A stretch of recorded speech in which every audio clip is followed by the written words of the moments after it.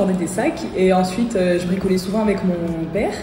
Et un jour, on a fait un chantier assez important et c'est là où je me suis rendu compte que en fait, le bâtiment, pour moi, c'était une opportunité d'exprimer ce que je sais faire et de faire quelque chose que j'aime tout simplement et d'aller au travail avec le sourire. Donc je me suis dit, pourquoi pas se lancer. Et je suis dans l'entreprise Rénov en BP plâtrier. En première année, ça se fait sur 2 ans. Les années avant, j'étais au lycée et j'ai fait un bac professionnel commerce avec de nombreux stages en entreprise.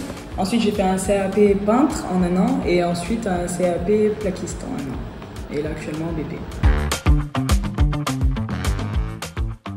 L'entreprise, je l'ai créée il y a 6 ans. C'est Rénov. C'est de Cruz. Rénov, parce que depuis que j'ai attaqué à mon compte, j'ai attaqué en 2012, donc c'est ma 2e entreprise. Toujours la rénovation, rien d'autre.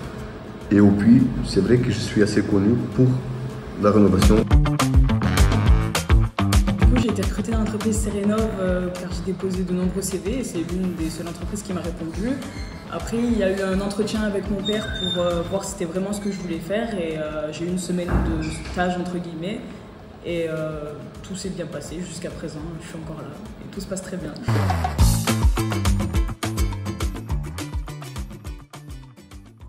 Elle a fait 1 semaine de stage, mais tout de suite, dès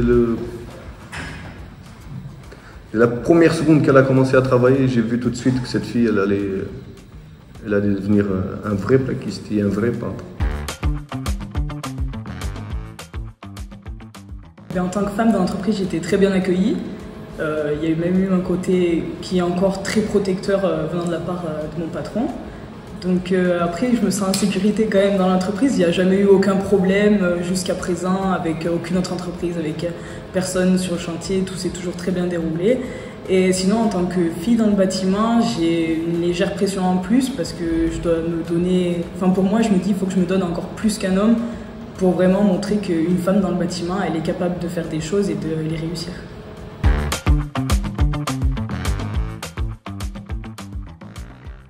Pour la compétition, moi je voulais pas m'inscrire du tout parce que j'aime pas le stress que ça peut engendrer. Et c'est mes formateurs, à force de les voir tous les jours, et à me dire Rémi, inscris-toi, Rémi, inscris-toi. Un jour j'ai cédé, j'ai dit allez-y, inscrivez-moi et on verra bien ce que ça donne. Par contre, ah oui, ce que je vous ai pas dit, c'est que j'avais dit à mon formateur, si je gagne pas cette compétition, j'arrête tout le placo, j'arrête le bâtiment, vous me revoyez plus jamais. Ils m'ont pas pris au sérieux, hein, mais j'ai dit, mais j'étais très très sérieuse quand je vous ai dit ça. Et j'ai gagné, du coup, je suis encore là, donc ça va. Chose qu'Amy ne l'a pas précisé parce qu'elle a dû oublier, c'est que ses formateurs, ils sont passés, un de ses formateurs, il est passé me voir en me demandant ce que j'en pense, qu'Amy participe au WorldSkills. Et je lui ai dit d'entrée qu'elle allait gagner. Je l'ai vu il y a 2 semaines, ou 1 semaine ça, et je lui ai dit qu'est-ce que vous avez dit? Je lui ai dit qu'elle allait gagner. Et elle allait gagner. Et du coup, médaille d'or. Incroyable.